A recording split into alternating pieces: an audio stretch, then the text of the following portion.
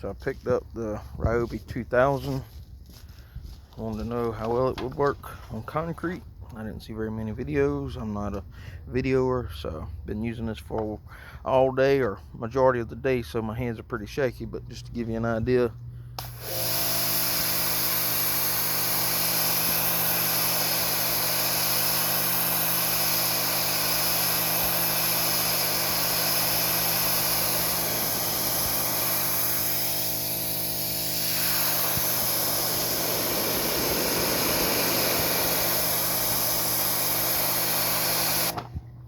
so that's just the yellow tip that comes with it. There's the turbo one, kind of goes in circles.